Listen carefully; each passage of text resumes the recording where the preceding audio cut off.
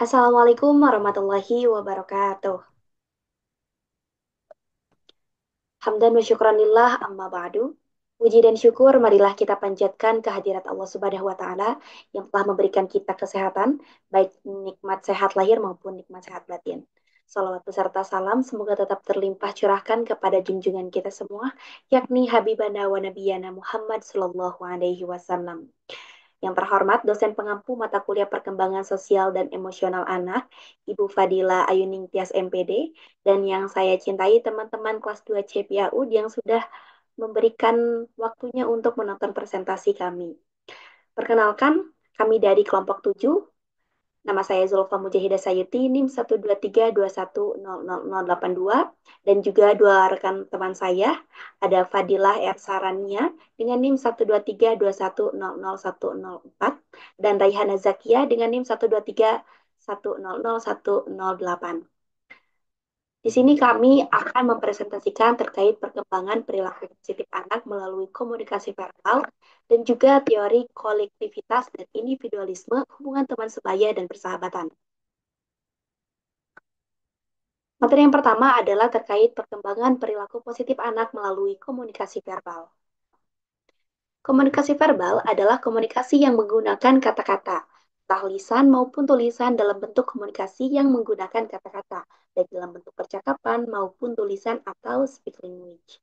Melalui kata-kata, mereka mengungkapkan perasaan, emosi, pemikiran, gagasan, atau maksud mereka, menyampaikan fakta, informasi, serta menjelaskannya, saling bertukar perasaan dan pemikiran, saling berdebat, dan juga bertengkar. Karena di sini bahasa mampu menerjemahkan pikiran seseorang kepada orang lain.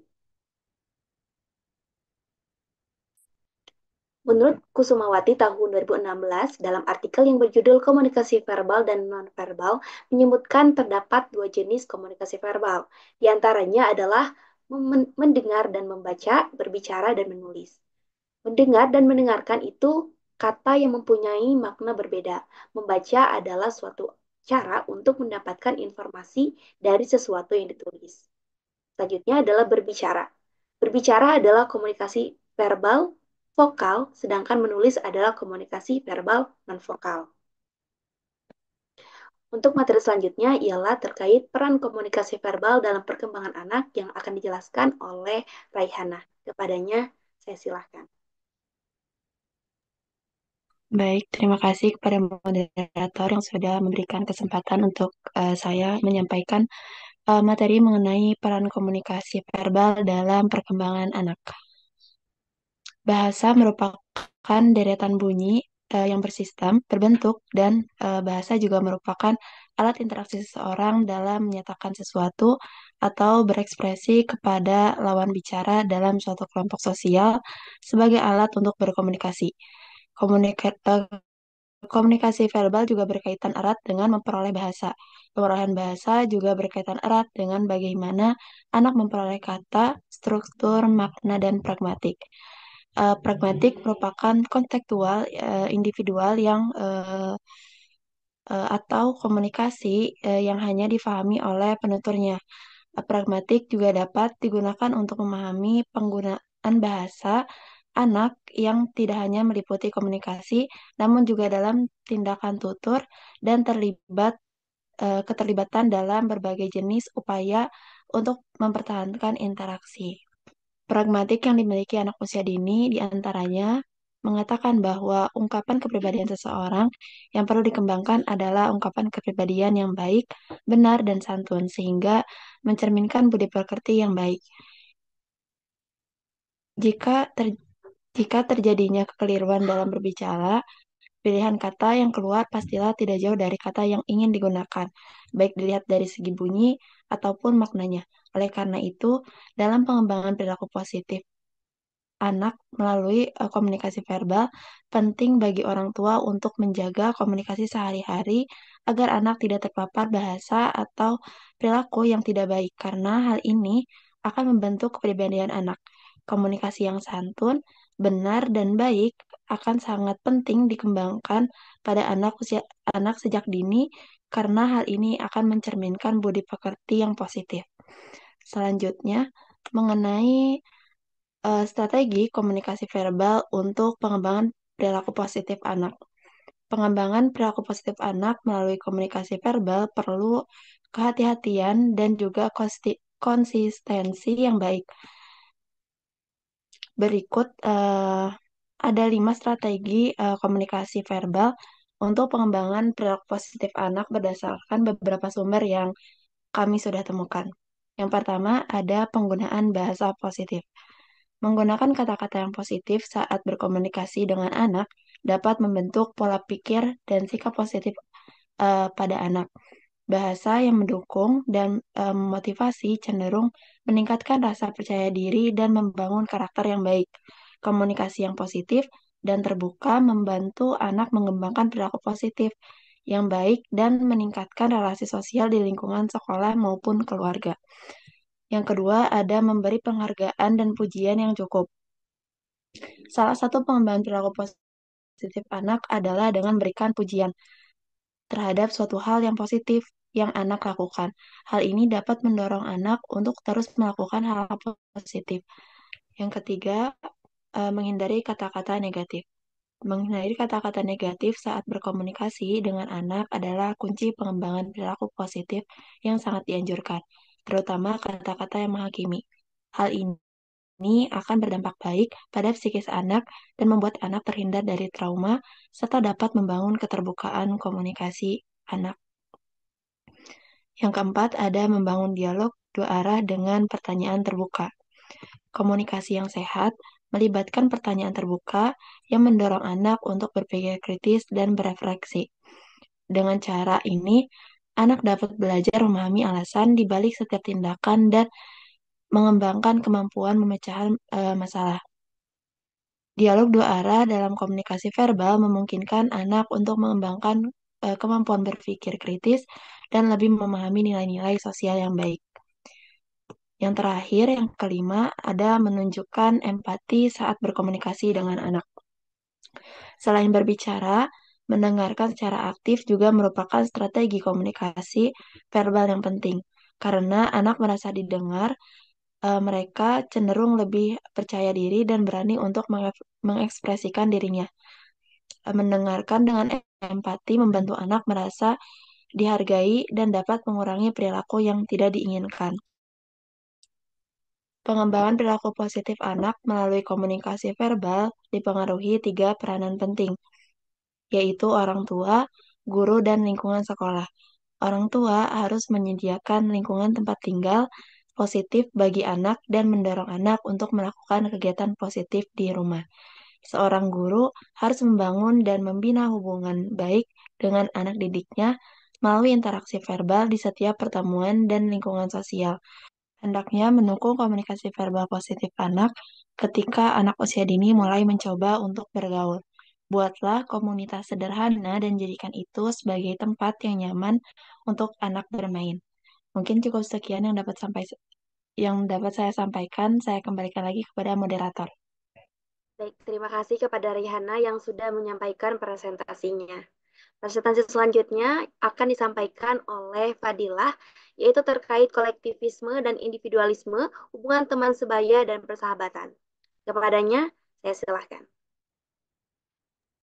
Baik, terima kasih Zulfa telah mempersilahkan saya untuk presentasi. Teori kolektivisme dan individualisme menurut Kompas.com 2022, kolektivisme adalah nilai di mana masyarakat tergabung dalam ikatan yang kohesif. Kolektivisme juga dapat diartikan sebagai nilai budaya yang menekankan pada kepentingan kelompok di atas kepentingan individu. Individualisme adalah ikatan sesama individu dalam sebuah masyarakat mulai hilang, dan perhatian individu hanya terpusat pada dirinya sendiri serta keluarga intinya saja. Individualisme juga dapat diartikan sebagai nilai budaya di mana individu lepas dari masyarakat dan memusatkan perhatiannya pada dirinya sendiri. Ada beberapa pendapat mengenai teori kolektivisme dan individualisme. Yang pertama, menurut Hidayatul dan Franky 2021, bahwa individualisme itu berasal dari bahasa Latin individuus, yang dalam kata sifatnya menjadi individualis, yang berarti perorangan, pribadi dan bersifat perorangan. Yang kedua, menurut Lutyens 2006, individualisme adalah kecenderungan untuk mementingkan kepentingan diri sendiri dan keluarga dekatnya. Sedangkan kolektivisme ditandai dengan kerangka sosial yang kuat di mana orang membedakan kelompoknya dengan kelompok lain. Yang ketiga, menurut Greenberg dan Baron 2003, dimensi individualisme adalah kelompok nasional yang di mana anggota lebih menempatkan nilai yang tinggi pada pencapaian individu dan keberhasilan personal. Sedangkan dimensi kolektivisme adalah kelompok nasional yang mana anggota-anggotanya lebih menempatkan nilai yang tinggi pada berbagi tanggung jawab dan kebaikan bersama. Yang terakhir, menurut Rawlinson dan Broadfield 2002, budaya individualisme adalah identitas personal yang berasal dari keunikannya, entah dia laki-laki atau perempuan, yang mana individu tersebut memiliki inisiatif dan pencapaian yang tinggi. Sebaliknya, budaya kolektivisme ditandai dengan kerangka sosial jauh lebih ketat dalam kelompok, yang mana tujuan tersebut agar anggota kelompok menjadi baik. Hofstede 1985 merupakan orang pertama yang mengemukakan tentang dimensi-dimensi budaya individualisme dan kolektivisme. Hofstede mengatakan bahwa individualisme adalah preferensi dalam kerangka sosial di masyarakat, yang mana individu seharusnya mengurus dirinya sendiri.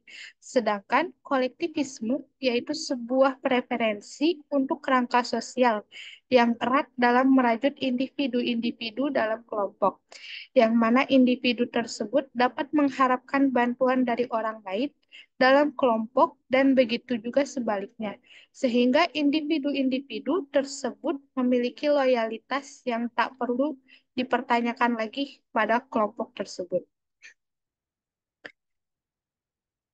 Dalam Kompas.com 2022, oleh Devi Jatmika diberikan perbedaan masyarakat individualis dan kolektivisme, yaitu individualis itu yang pertama, setiap orang harus menjaga diri sendiri dan hanya keluarga langsung mereka. Yang kedua, kesadarannya yaitu saya. Yang ketiga, hak untuk privasi. Yang keempat, mengemukakan pemikiran adalah hal yang sehat. Yang kelima, orang-orang lain diklasifikasikan sebagai individu. Yang keenam, opini pribadi seseorang diharapkan. Yang ketujuh, pelanggaran terhadap norma menimbulkan perasaan bersalah. Yang kedelapan, tujuan dari pendidikan adalah belajar. Yang kesembilan, tugas didahulukan daripada hubungan. Sedangkan kolektivisme yaitu yang pertama, orang-orang yang lahir di dalam keluarga besar atau marga yang melindungi mereka sebagai pertukaran untuk loyalitas. Yang kedua, kesadarannya adalah kamu. Yang ketiga, menekankan pada kebersamaan. Yang keempat, harmoni harus dijaga. Yang kelima, orang-orang lain diklasifikasikan sebagai dua kelompok, yaitu di dalam grup, di dalam kelompok atau in-group, dan di luar kelompok atau out-group. Yang keenam, opini-opini ditentukan oleh dalam kelompok atau in-group.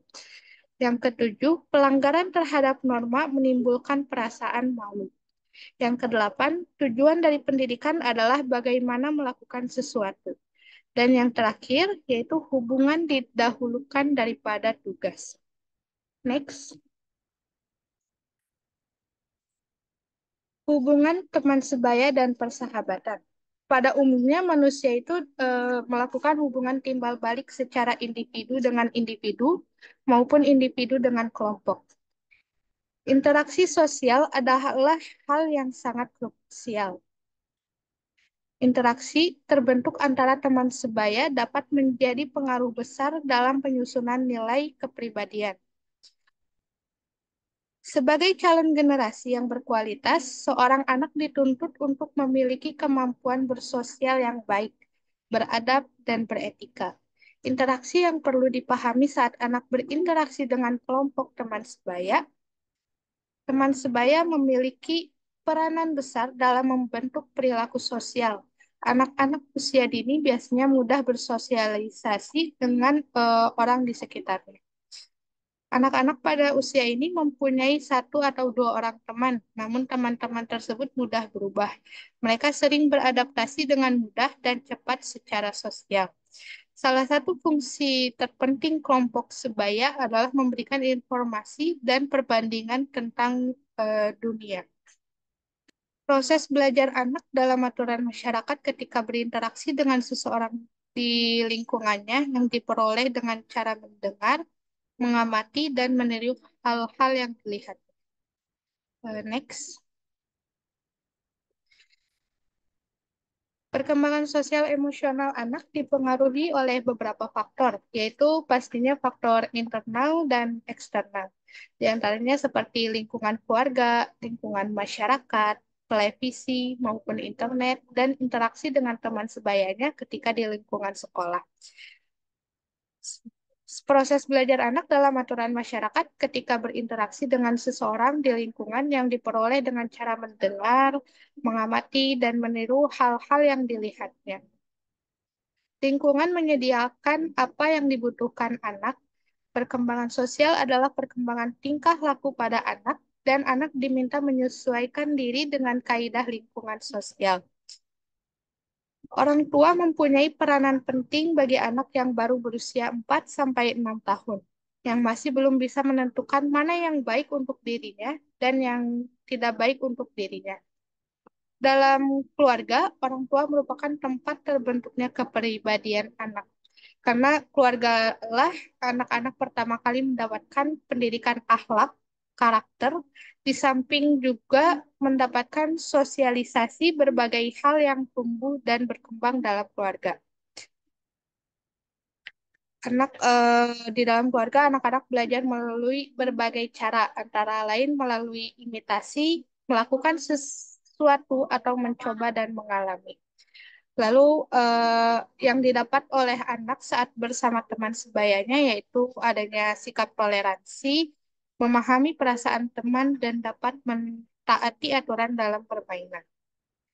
Kegiatan bermain dengan teman sebaya akan meningkatkan kemampuan sosial dalam diri anak. Selain itu, dengan bermain dapat menjadikan potensi kreativitas anak semakin meningkat. Hal inilah yang menjadikan bermain dengan teman sebaya sangat penting untuk meningkatkan kualitas interaksi bersosial. Mungkin cukup sekian presentasi dari saya kembalikan kepada moderator. Baik, terima kasih kepada Fadila yang sudah menyampaikan Astagfirullahaladzim. Baik, terima kasih kepada Fadila yang sudah menyampaikan presentasinya. Sekian presentasi dari kelompok 7.